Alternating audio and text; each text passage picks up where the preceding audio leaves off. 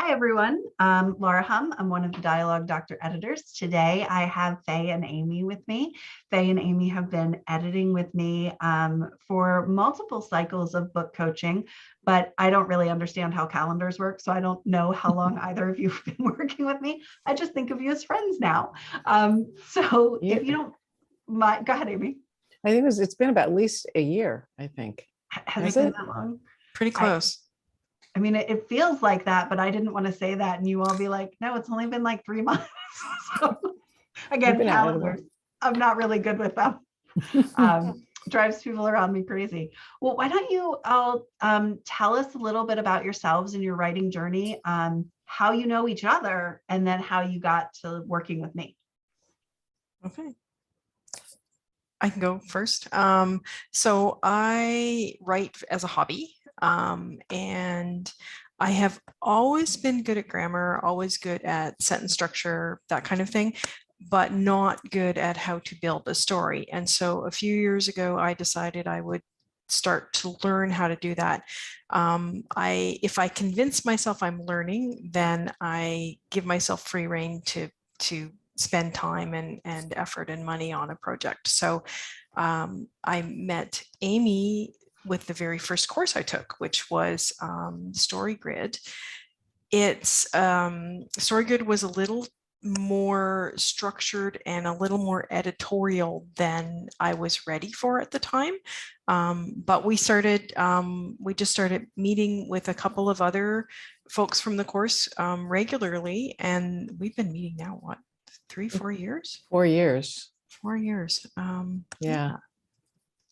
So when we were in lockdown last summer, I had some spare time on my hands and a lot of energy. And then Jay Thorne said that if he had a friend who was doing a dialogue intensive course, and I said, why not? And so that's kind of how I got involved with the Dialogue Doctor and met Laura. And Faye's not telling you, but I'll tell you what a part of when I met Faye, I had a character in my book that had a parrot. And I desperately needed help. And what Faye isn't telling you is she is also a veterinarian. So she would explain to me what parrots might or might not do. Don't worry, the parrot is gone. The parrot died. Not really, but in my Metaphorically. Metaphorically. So I met Faye 4 years ago, and we've been doing a Zoom meeting about once every 2 weeks just to keep touch base. I recently, in the last 2 years, quit my job and I'm writing full time to finish this book. And I have to say, the book that I have been trying to write for a very, very long time. It has changed, it has morphed. It has some basis in reality, which is I found some letters of my mother's when she was ill. And I discovered in a loving way that while the letters were fascinating for me to find, they weren't fascinating for anyone else to read. So I needed to make everything up. And I too felt as though there was a certain amount of art that I felt comfortable doing. I'm an art director and a creative director by trade from advertising, but not the craft. I didn't know how to tell a story too. And there's a great, theory that, artists can bend the rules as long as they know them. And I just didn't know them, so I started taking this course, and Story Grid was too rigid, didn't really lead me to where I needed to go, but we hung in there together and found little courses that we took together, and compared notes and read different books about writing and glued ourselves together. And I think I'm in draft 3. Faye, where are you? Yep. Yeah, 3. We're both draft 3, which is amazing when you think that we both have, I have 75,000 words, and I'm writing an illustrated novel. So mine's short because there are going to be drawings in it. But still 75,000 words. I'm on draft 3 of it makes sense. There's an arc. The characters are hopefully compelling, because otherwise Laura would be bored to tears. And both of your sets of characters. I was telling Faye and Amy before we started, I was cleaning or doing something around the house. Probably wasn't cleaning, but I was doing something around the house, and I was thinking about the characters and wondering like what they were doing. So there, I'm so engaged. And I think it's really funny that you both say that you don't know how to tell a story, because your writing tells such compelling stories. So I Thank just, you. yeah, I just sometimes think it's about like having the, I don't know, the confidence maybe in the work that you're doing, and having somebody come alongside you and help you point out the parts that you maybe don't know, but you both are natural storytellers. Oh, well, start. It's interesting because Faye and I are writing very different genres. She's writing what is it called? Contemporary fantasy. Yeah, and I'm writing historical fiction. And think about it. So she's in the future and I'm in the past. Nobody's in the present right now. And what's interesting about it is that it doesn't matter. The characters have to have some of the similar issues. Mhm. And one of the fun things for new writers, which is what we are, both of us have never, I don't want to done this before, is to get over the concept of poser syndrome. Mm-hmm. Yeah. You know, and it takes a community to help you. Yeah, it sure does. Yeah, I feel a little bit of that too. And I don't know, Amy, if I told you this or not, when you and I first started working together, after Faye and I were working together, Faye and I knew each other from the class before we started working together. And then Faye had mentioned that you might be interested in meeting me. So I got your work, and, I got your work, and I knew a little bit about your background as an art director. And I was like, an illustrative novel. I've never read an illustrative novel, much less edited one. And reading through your story, which again was so compelling, and your characters were so bold, but I was like, do I really have anything to offer? And then we had our first meeting together, and we talked about some of my ideas and how they worked with your book. And here we are now, almost a year later, working together. So you really helped me kind of get over that imposter syndrome that I have. So that community that you're talking about, I think is just so important. It is. And I think that for me, giving you the whole book, you were the first person that I gave the whole book to, was a trust issue, that you can't just do that. I mean, Faye, well, part of it is I trusted Faye because she did it first. She did. Yeah, it's well, and for me, it's such an honor to know that somebody is putting their heart and their soul into their manuscript and trusting me enough to like read it and share my feedback. So I'm always appreciative of that. Faye, you kind of did that first. How did it feel to share that? It was there was a deep feeling of it's not ready, it's not good enough. But I also knew that to share the whole story with you was going to be the best way to give you my vision for the whole thing. Because I think the vision came through, but the mechanics of it were needed, and still do need quite a bit of work. But I have to keep reminding myself I'm new at this, and I'm learning how to do this, and people do it for years and years sometimes before they, have something that's ready for the world to see. Yeah. And what I like what you're saying there is like this apprehension about it's not ready, but yet still knowing that even though it's not ready, like that's the purpose of working with a developmental editor who knows that it's not ready, and somebody who's going to come alongside you and kind of be in the trenches with you about your characters and about like creating those arcs that you need and the emotional connection.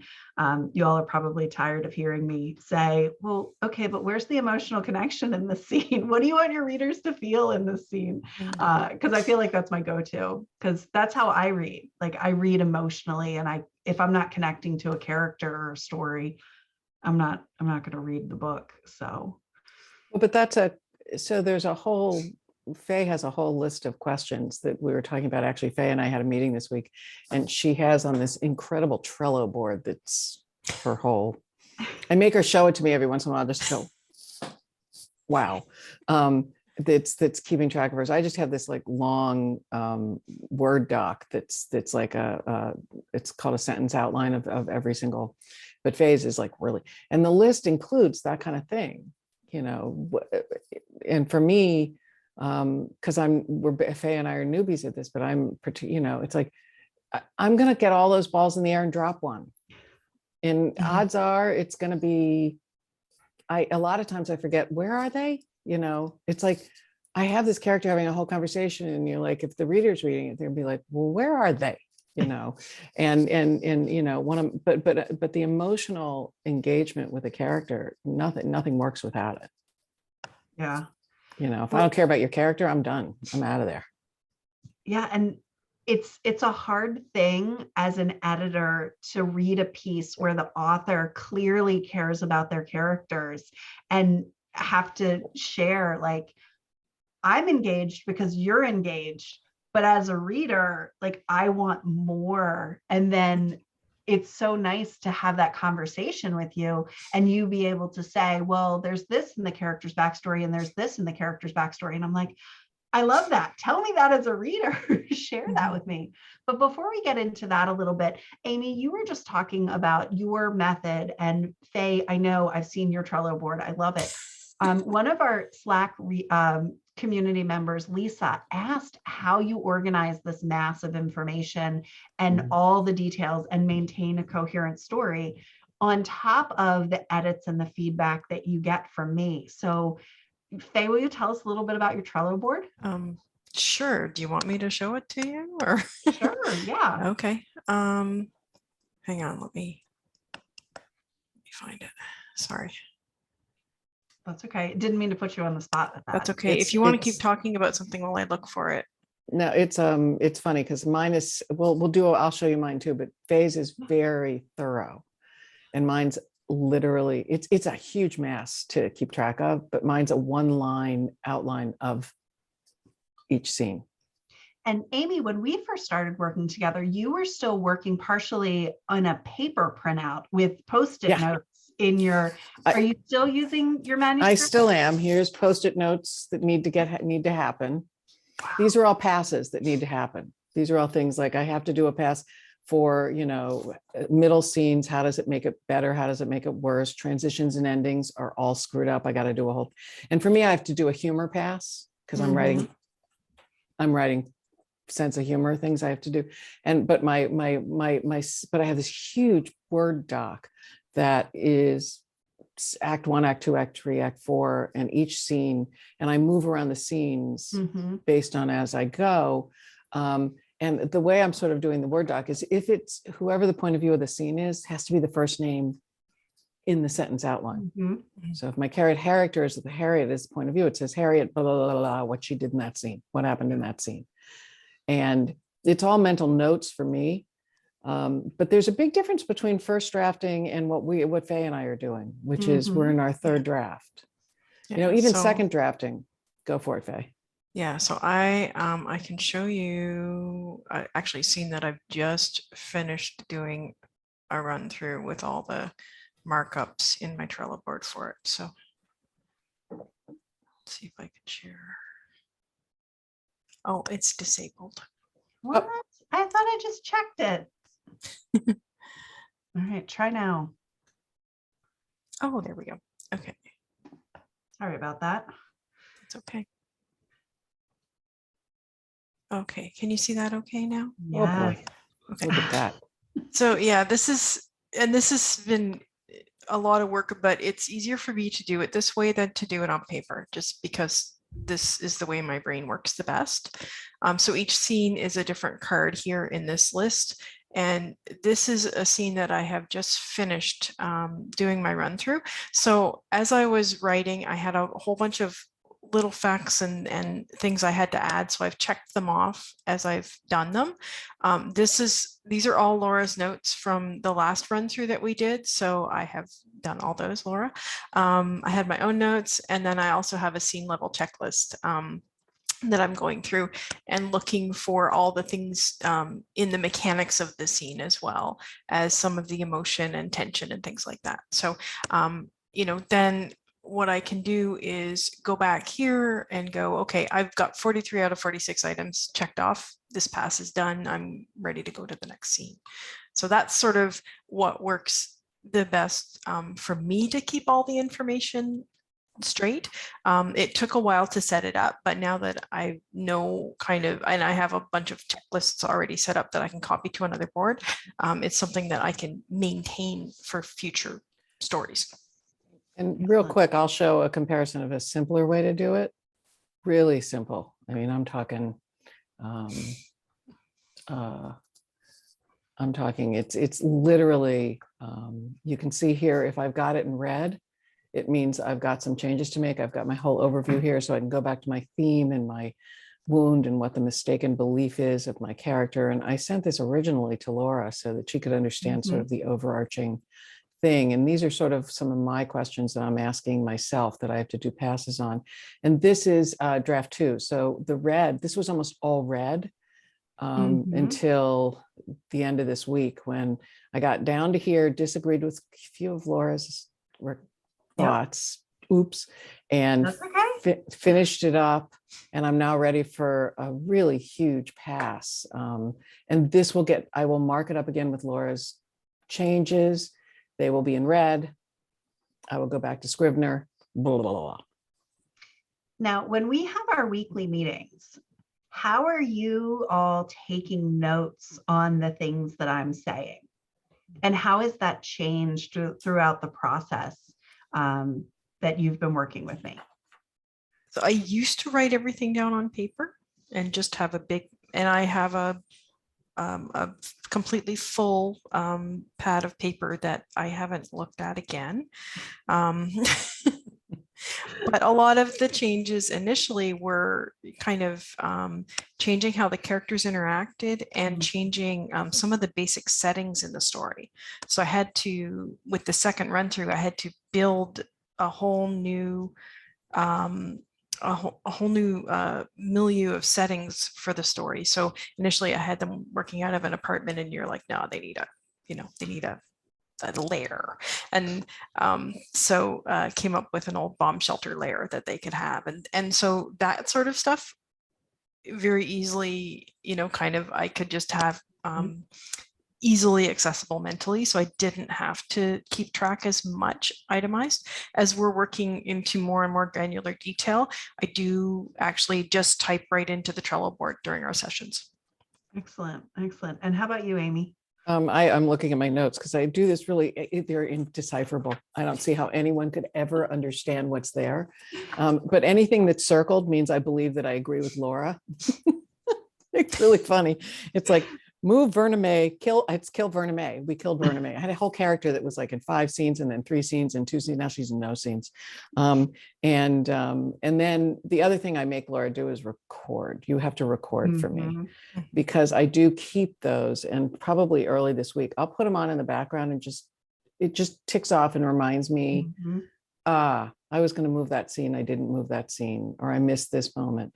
And I usually right after we meet, take my word outline, put everything in red right away. And it really works. Like I took Christmas off and I came back to my sentence outline and everything in red was there waiting for me to go, okay, are you going to do this or not? So it works, but I do take notes too. And I those sort of put together, and you do and are starting to send me some Word docs with track changes, which are hugely helpful. Yeah. So for those people listening, let's talk a little bit about kind of, you keep saying that you're on your 3rd pass. For those people who are listening, when we started working together, you each had a full draft, start to finish, written.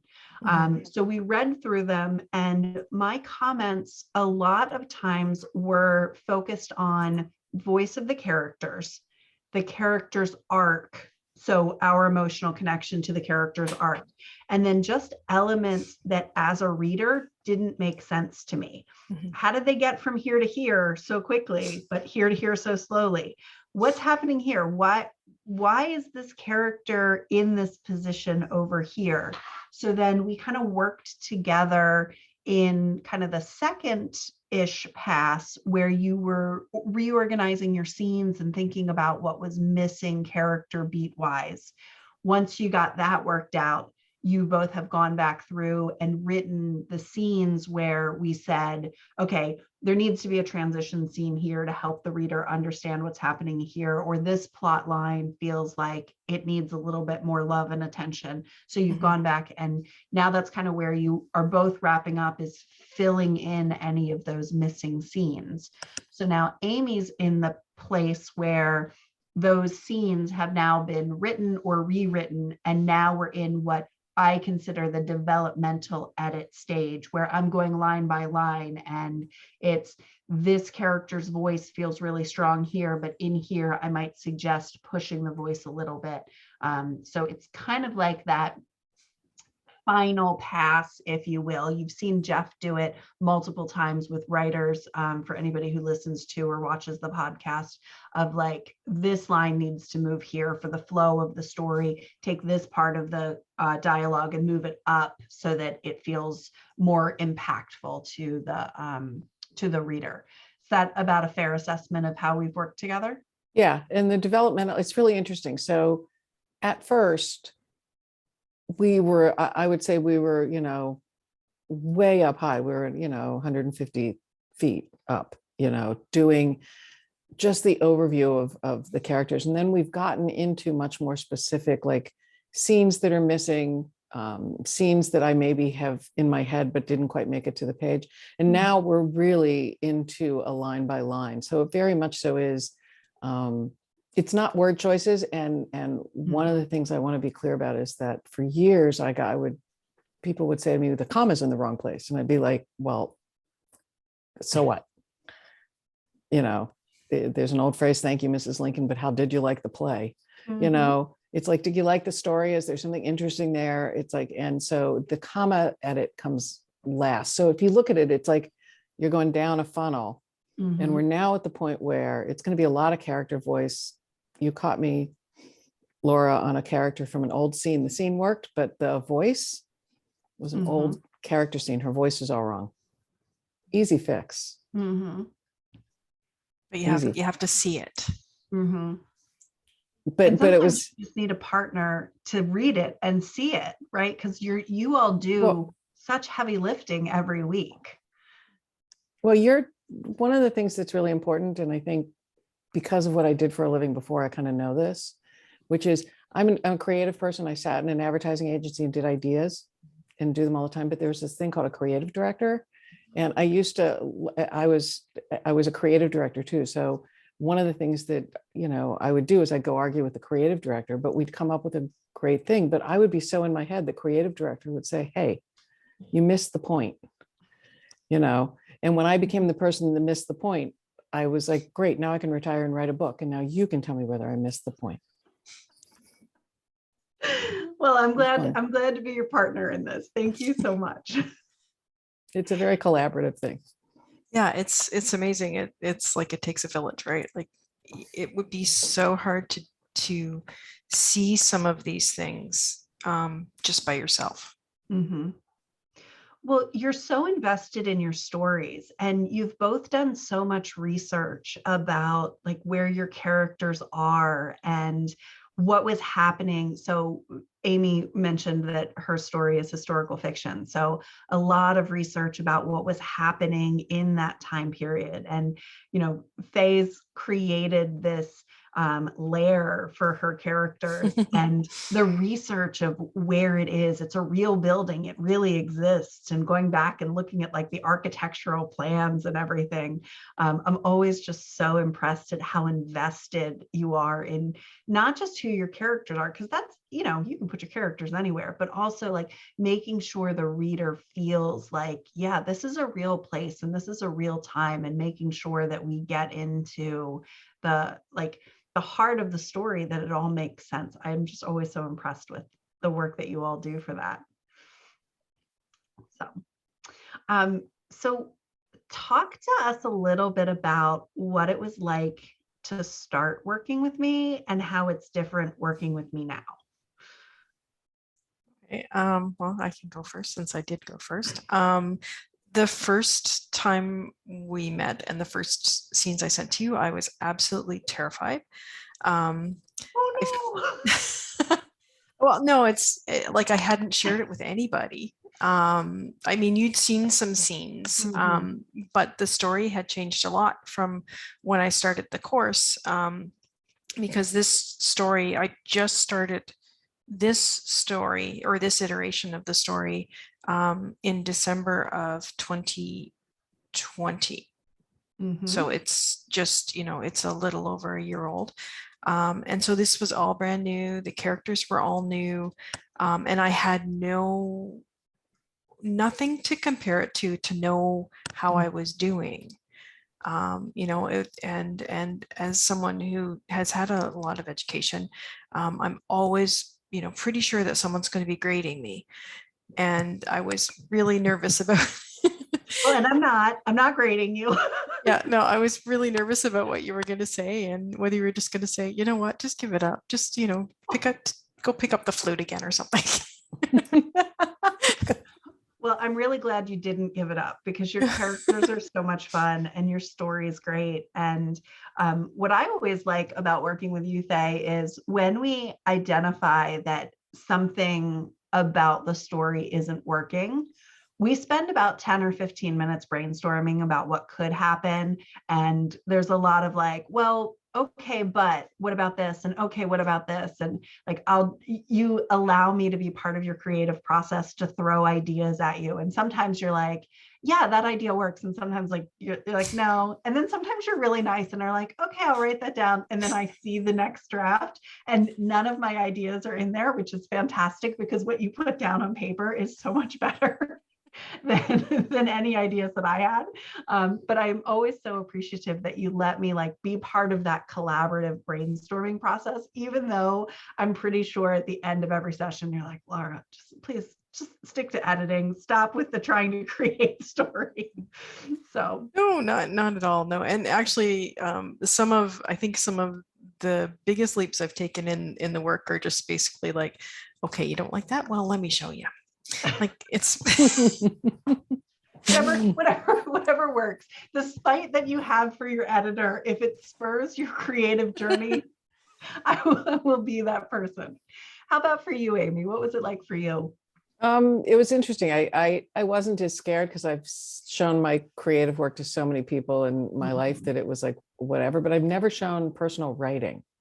And so that was a whole different experience. And I think for me, it was exciting because I'd worked with you a little bit before, I knew, and this is kind of important for everyone to know, there's criticism and there's constructive criticism and there's a way to take it so it's not personal. It's not about, but that I can grow from this.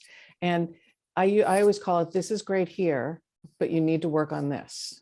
And that is sort of your method. You don't,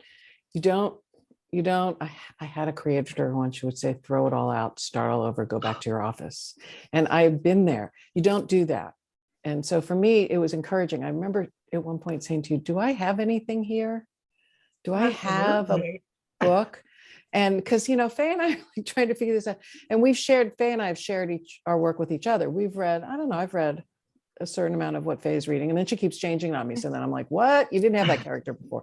But with you, it's like having someone that inhabits my characters with me. It's like having someone that goes, oh, my main character, she, and you and I talk about her like she's real. And, being able to get out of my own, way and have you say to me, it's really funny. I had a grandmother who I was killing. And I thought she has to die at the end. There's going to be this huge drama because I'd read some book that says the ending has to have this, this, and this. How many writers writing books are there out there? Like quadrillion. And Faye and I'll share a few, and the other people in our group will share a few, and we'll read one and go, that's what we're going to do today. And you were politely but quietly saying to me, no, she shouldn't die. It's a little not in your genre for her to die. And I remember, and now every once in a while I'm reading through and doing a pass and I'm like, oh, she was dead there. I have to make her a little more lively. because I brought her back to life and I killed another character. Not killed, but Yeah. removed. And you did that. You've helped me realize the story in that way. Nice, nice. Okay, so we've talked a lot about like what happens when we agree. What happens when we don't agree, which happens all the time and should in an I'll tell you editing. Monday, I'm about to disagree with you. Excellent. Excellent. I love it when you all disagree with me. But like how does that feel as an author to get changes or suggestions from an editor and not agree with them? So like I had a lot of trouble with one of my side characters, Victor. He was as not as Laura said, but as Jeff very bluntly said, he's boring. I liked him, but he's too perfect. Also made him better. He's too perfect and he's boring. That was really hard, but you were being much more gentle about it. So, you know, you were trying to encourage me to, you know, kind of develop the relationship with the other characters. And so we were working on a process to kind of give him more depth. But frankly, when I was told he's boring, that really made me stop and look at him much more critically, which actually in the end ended up being a good thing. And we've disagreed about some other things. So there's some characters that characters I have killed off that have come back to life. And a couple of characters that are really wacky. And I almost feel like I've gone too far with them, but you really enjoy them. So I'm gonna trust your judgment and leave them in, even though I'm like, oh, I think he's a little too nuts. But yeah. Well, and where you are right now in kind of your third pass, like your instincts as a writer are important, but also knowing that that's one point for a reader throughout the process. And there's always time for you to look at the whole story later and be like, you know what, Laura, I know you're right. I know you like this character, but at the same time, I'm the author and the story needs this character to not be there. And, you know, this is part of, you all have talked about how it feels to trust me as the editor. But as the editor, I also have to trust you as the writer. And so many times I've thought things about your scripts and you've proven me wrong with your next edit. And I read the next edit and I'm like, nope, I'm glad they stuck to it because it's better the way they want it to be. So I definitely love it when you all know that I'm wrong, and I'm more than happy to be wrong in some instances. Not always. It's interesting. I think in there will be a time for an editor who might be harsher. This is not the time when you're in the early stages. This is the time for a partner. Yeah. But that doesn't mean we have to accept your, you know, your advice verbatim. And one of the things that I will say is that in your gut, in our guts, we know our story. And it's fun to have someone who knows our story too, but it is still our story. Absolutely. Tell. And so sometimes I'll be like, yeah, grandma's going to live. Yay, grandma's going to live. But on the other hand, you have a need for a tied up ending that I cannot give you. It is not going to happen. And it's, I mean, and at a time, and that I have a couple of good friends who are authors, and they've said, you know, the editors can be tough, you know, and you have to argue with them. I'm not going to, you know, it's like, I will explain to you why the ending of with all the little bows tied up isn't going to happen. And I added something in to give you that feeling, I think, but without having to do that way. Right. Well, and we were talking about that a couple of weeks ago, where I was pushing for, and just for those of you listening, Tom from the Slack channel asked a question about how hard do I push for changes?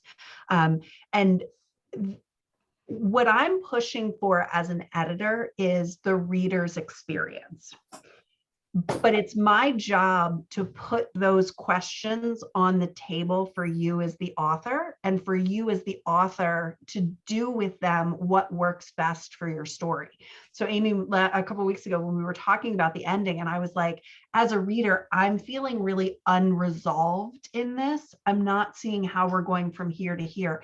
And the suggestions that I was putting on the table, you're like, no, that doesn't work for the story. No, that doesn't work for the story. No, that doesn't work for the story. But then the next read I had, you had resolved the problem that I was having. You didn't resolve it in the way as I, as the editor, suggested. And that's totally okay. It actually took a telegram from the father to solve the problem. It took Perfect. 100 words instead of a scene. And because it needed not to be, it was Right. really interesting. It's, Well, And yeah, the really cool thing is that when you bring up something like that, you know, and sort of tell us your experience as the reader, it also lets us do a gut check. Is this something really important? You know, like, is this moment an important moment for me to keep the story exactly the way I've built it? Or is there something very simple I can do that can, you know, help to resolve a reader emotional feeling, you know? I was so like doing that gut check that when you did that, then I had a meeting actually with Faye in our group, and I was like, Laura's telling me that I have to add this ending and it's really not going. And all four of us were like going around this circle going, well, yeah, you wouldn't and you would, but it needs something. It was really a good gut check. I think Faye's right. It really was. It's fixed, but not that way. And that's okay, right? Like, I always love it when I'm expecting a book to go one way and the author gives me a surprise. So that it works great for me. Faye, we had a moment like that a couple of weeks ago as well, where you and I were talking about different ways to resolve something that felt unresolved in the story. And then I got the next chapter, the changes to the chapter, and I was like, that's so much better than anything that I ever could have come up with, which again is why I'm just the editor. It's just my job to show you. And lots of times, like when we're doing character voices, and you both have talked about the investment, and I've talked about the investment that I have in your characters, and I love them, right? Like, I think about them when we're not together and when I'm not reading, and I think about their stories and how it's evolving. And then sometimes, you know, we'll get together and I'll say, well, you could do this or you could do this. Because part of my job at this stage of editing is just to show you what the options are so that you know, because sometimes we get so like focused on what we're working on that we forget that there are other paths that we can take to get to where we're going. So I do try to just sometimes offer a suggestion that is a different way to get somewhere. So I hope you find that as a helpful technique. Huge. I mean, because we're so in the words that we kind of like to get pulled out and go, whoa, think about it this way. Oh, that's interesting. Like, I know I have one-off characters make me nervous.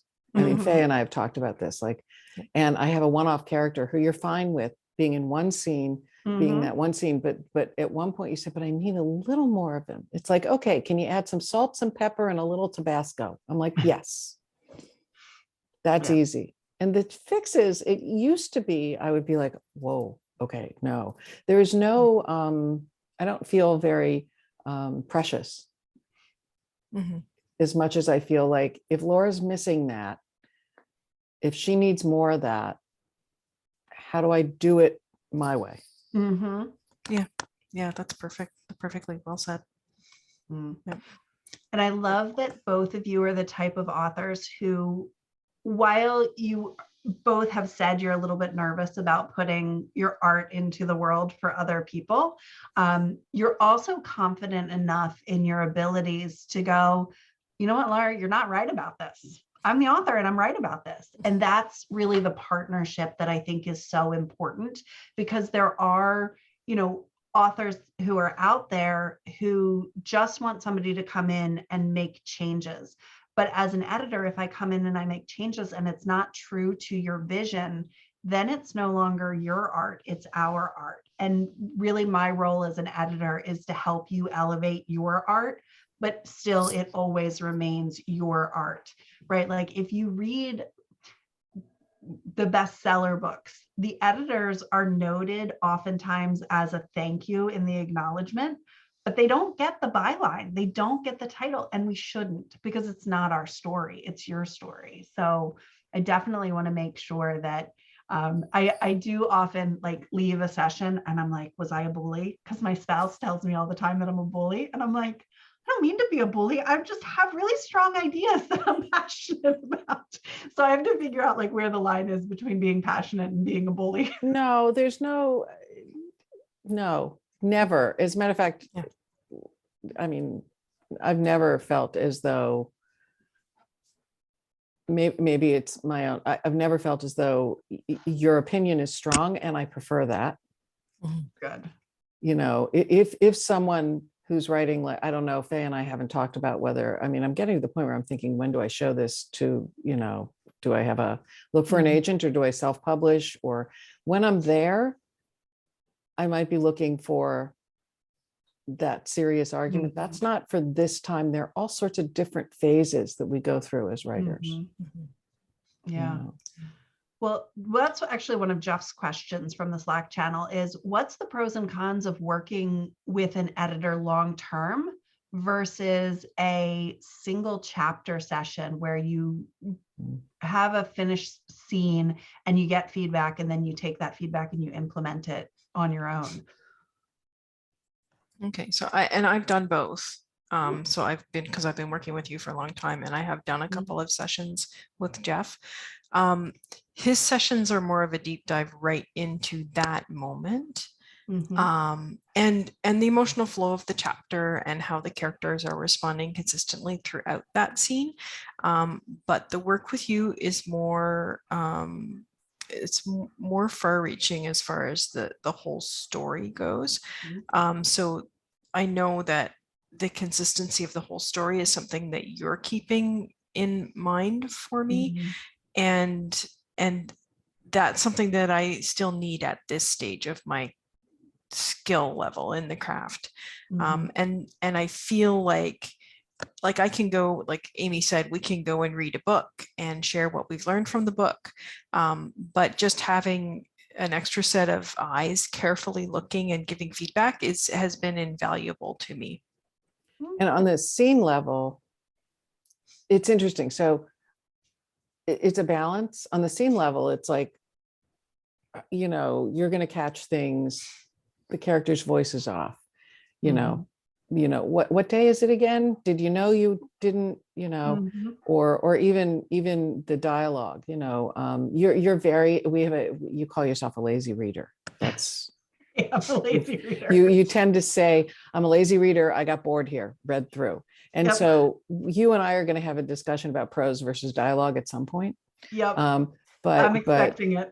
Yeah. And I get it, because prose is something that, unless it's like really, it's a marriage. But a scene level, you can get into that. You can say, too much prose here. Can you break it up a little? And can you give me a little dialogue here, but then tell me where they are here?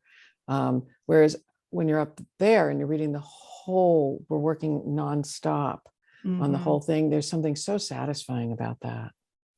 There's something so strong about having you as a reader be that deeply engaged in the flow. And I have given you my sentence outline. Instead of, we've had a whole session on just my sentence outline, which is my whole book, but it's a sentence, and just sort of talked. And I'm like, well, did you know they would, you know, in 1951, which is my book, they wouldn't do that. You know, so they might do this, and all of a sudden an idea will come to me and an idea will come to you, and I'll be like, yes, I got it. And I've learned so much about 1951, right? Me too. We've also had conversations about like, you know, this would have happened in 1951, but the impact on the reader in 2021 or 2022, and how like, we want to tell the story true to the moment, but at the same time, we don't want readers in 1951 buying your book. We want readers in 2021 and 2031 buying your book, right? Like we want the longevity of the story being there. So just making sure that we're keeping in mind both kind of timelines in that, even though we're not writing in the current timeline. And the same thing with Faye, right? Like Faye, one of the first things that we talked about when we started working together was you were telling me kind of the theme of what you want and who you want your reader to be. And part of what I think my role is as the editor is just reminding you that the genre that you're writing in and your readers want to read these kinds of things, and how do you tell your story, but also tell your story in a way that appeals to people who are going to eventually have the opportunity to buy your book. And one of the fun things that I think about working on Faye's book is that, Faye, this is the start of a trilogy. Hopefully, yeah. So She's thinking three-dimensionally, therefore. yes, yeah. So it's the first book, and so there's a whole bunch of other things that need to be set up, and you've helped me make sure that we keep, at one point I wanted to change one scene, and you're like, but that doesn't give the trilogy, it doesn't help you the way you were going to set it up. I had forgotten that because I was focusing too much on the one book and the one scene. So having that view was really, very helpful at that point for sure. Yeah. And I love the way that you've got like the trajectory of the storyline. You don't necessarily know every moment of every scene in your next books, but you have an idea of what you want to happen. And just kind of being able to see the creativity in how those things are managed is just, I'm always inspired when I work with both of you, because you're able to take all of these ideas and make, because to me, they're just like, it's really easy, right? To read a story and be like, well, I think that in this place you should do this, or you can do that and whatever. But then to actually be able to take those notes and be able to do something with it, I'm just always so impressed. Yeah, just make it up. Yeah, my husband is always saying to me, well, she makes it up anyway, might as well just put it on paper. I love to make stuff up, always have. But it's interesting because I think that often, and Faye is writing a trilogy, and I'm pretty sure her brain is, she's probably got a Trello board somewhere that's got some of those other ideas, because you have to keep track of them all. I'm writing a one-off, and just knowing that I can figure out how with you to not lose some stuff, because as you edit, you also lose stuff. You have to be a little bit careful. Because you, like you were saying, Faye was going to lose something because it made it better for the book that she needed. And so she may need to rework it. There may be an issue with it. That's okay. That's a red flag to say there's an issue with it. But you have to be careful not to lose stuff too. And that's that's important, is to keep the edge, to keep your voice as you're writing. So when you have an editor in your head, there's a balance that I'm always looking for, like I write in short staccato sentences, very quick. My dialogue is moving along, and your head spins a little as I'm writing. And sometimes I think you have trouble with it. And sometimes I'm like, well, get over it. Yep.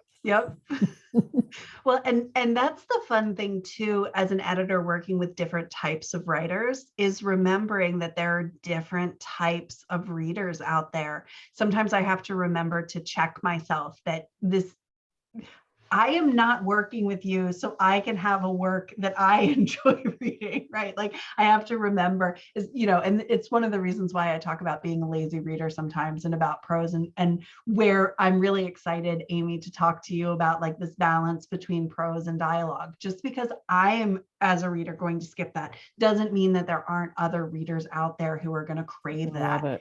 And I think that's where it's really important that the end work is something that you want to put your name on, and maybe you decide to put a thank you in the credits. You don't have to, but like, it's this idea that my job is really to help you realize your vision. And if it means that I throw a bunch of things on the table and you swat them away and you're like, no, because of this, no, because of this, no, because of this, that's really great, because I've still done my job as an editor of saying, have you thought about these things? Because sometimes in thinking about these things, you come up with other things that you want to make sure. In my case, they're going to be visuals that slow it down. Mm-hmm. And I can, and it's embarrassing to say, but they're in my head, but they haven't made it. Just to be clear, I'm not drawing them yet. I have a lot of drawings, but I'm literally writing visual colon, Yep. And so it's hard for you to understand that there's going to be a bold stop there with a drawing,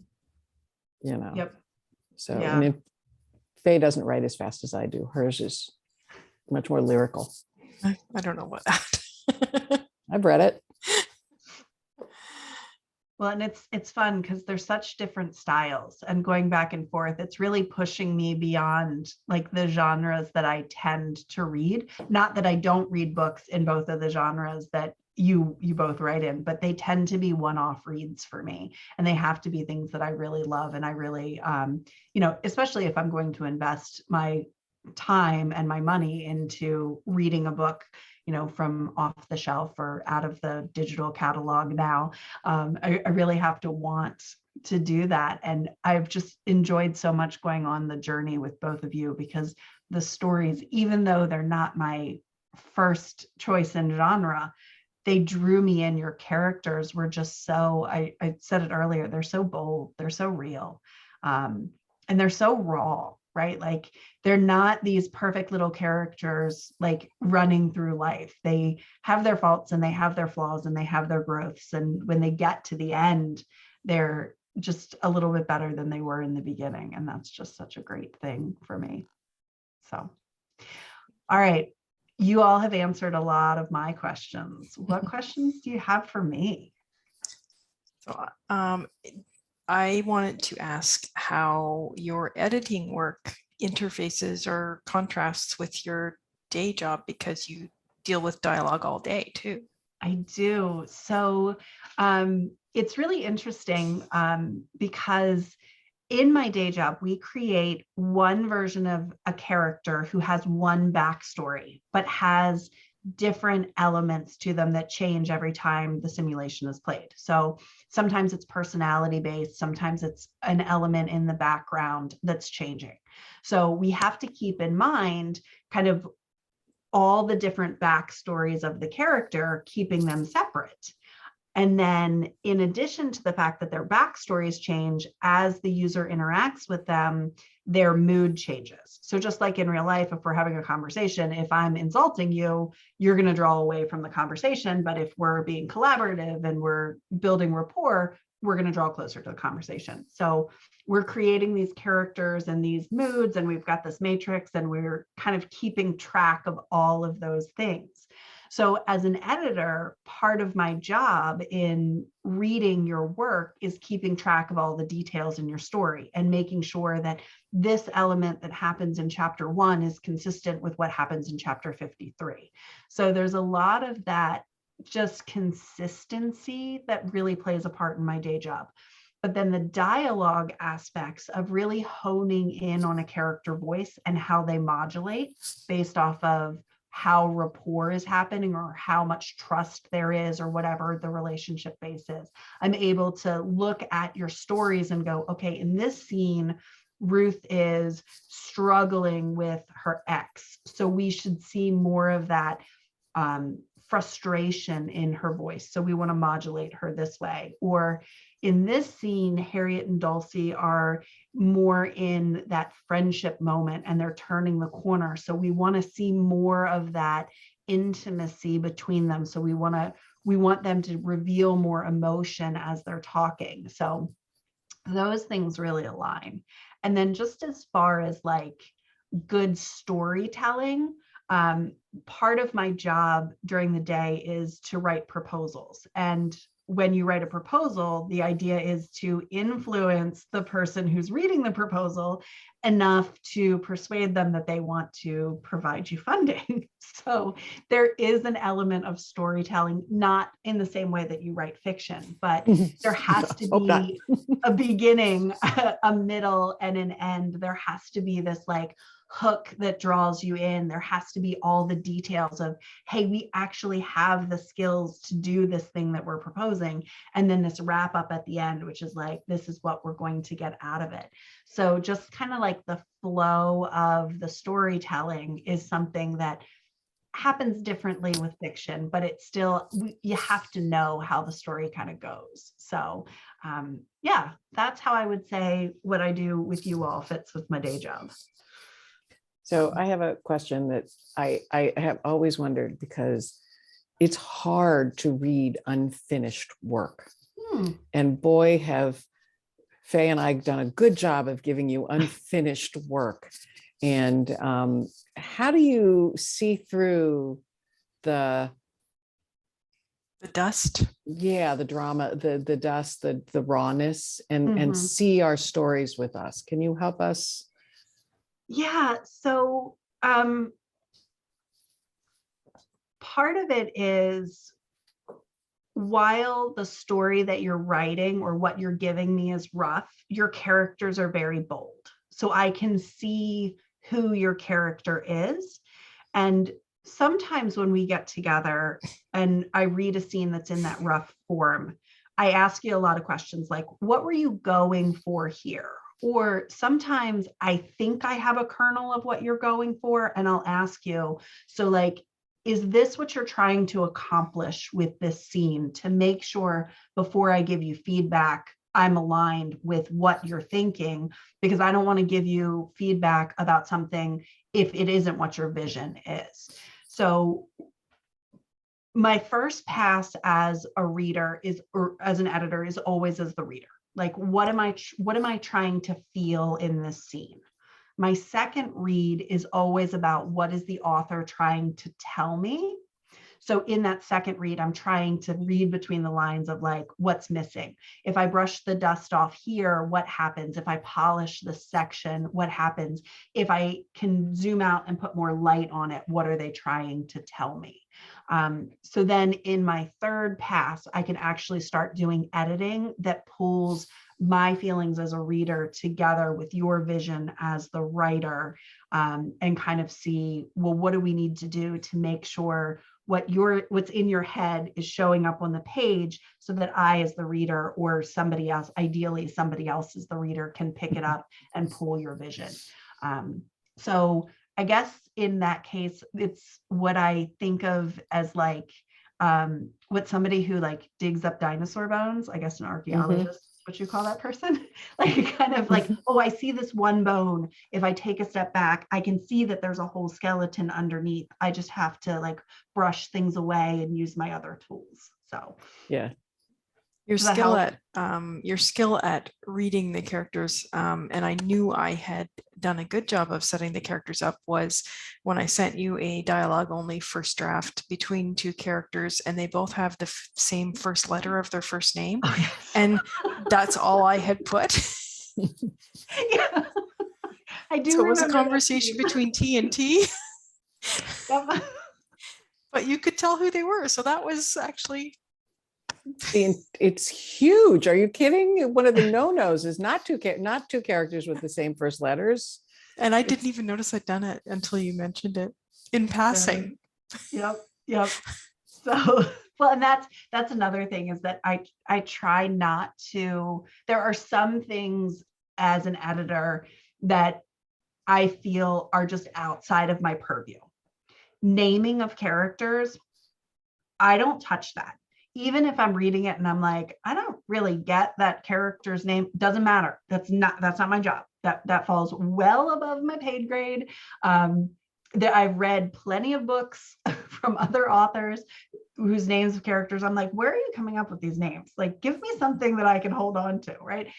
That's outside of my realm. So I try not to, and except in that moment where I was like, okay, you're making me work here. But no, I do. I love what you all are able to put on the page. I'm just so in awe.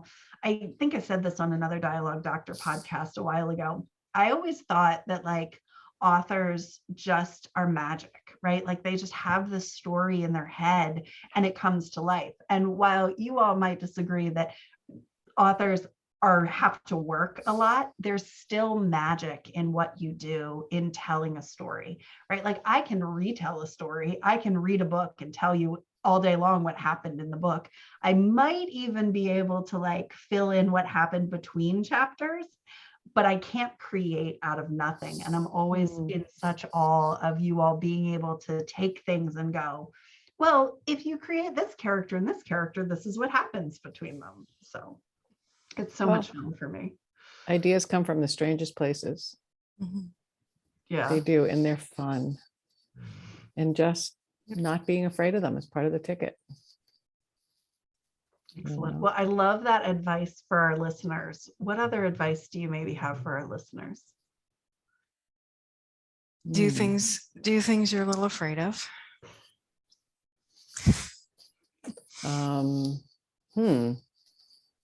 Sorry, I didn't prep you with that one. That no, question came up. Well, you did. I think the thing that I would say is make a mess. It's a mess. You're going to make a mess. You're going to write a whole pile of and you're going to be like but in that is something usually. And I have found that the need to write perfectly on a first draft is never going to happen. There's a and great writers. There's a wonderful book by called Draft 4. And it's draft 4. I think I'm on draft 34, but myself, but the first draft was just a delightful mess. Totally screwed up. Make it. It was fun. And always, if you're not having fun, don't be doing this. Yeah. This is something that I use for stress relief to go visit these characters and spend some time. Wonderful. Well, thank you both so much for sharing so much time with me. I'm really excited because this is the first time we've been together. I've talked with Faye about Amy and about Faye with Amy, right? But this is the first time we've all been able to get together. So I'm just so appreciative that you both were willing to take your time and share your experience with me and with our listeners. It was really exciting for me. So part of me wanted to do this for our podcast listeners, but part of me wanted to do it just for like my own personal, is this really, we've been working together for a while now. So just one last question as we wrap up. How do you decide at the end of a block? Because Dialogue Doctor sets these coaching sessions up in 4-session blocks. And at the end of every 4th session, I'm always like, are they going to want to work with me again? So I guess my question is, how do you decide that you want to keep going? Go ahead. Sometimes you get ahead of me, by the way, and I can't keep up with you. And you've given me so many changes that I need to stop for a while and just catch up with your input.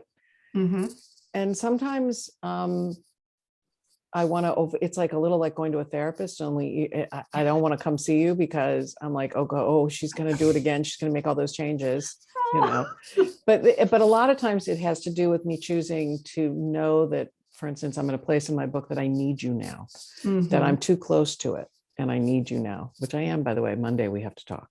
Okay. I'm excited. Yep. Yeah. And for me also continuing is accountability as well. Because it helps to have someone else who is waiting for those pages. It kind of on the mornings when you don't, when you want to hit that snooze button a little extra, it's motivating just to know that, I have to get those pages to Laura. So that it's helped me move the story construction progress faster than I ever would have on my own. Excellent. And you both are very goal-oriented writers. You have plans for your books. Some writers are just writing to, for stress relief or to enjoy it, but you both have a goal of finishing the book and putting it out in the world. And I think that's a really admirable goal, because I think that while a lot of people see themselves as writers, they are writing for their own enjoyment versus writing for the world. And I think having that goal of writing for the world is something that you've both seen as the ultimate goal of what you're doing. So I'm glad to have been a part of that. Hopefully someone who watches this will read our work soon. That's We have to get right. it done. Yes, we have to finish it. And you're both so close. I have a lot of drawing to do. Yeah, it'll be fun though, because it'll come together. Well, I hope so.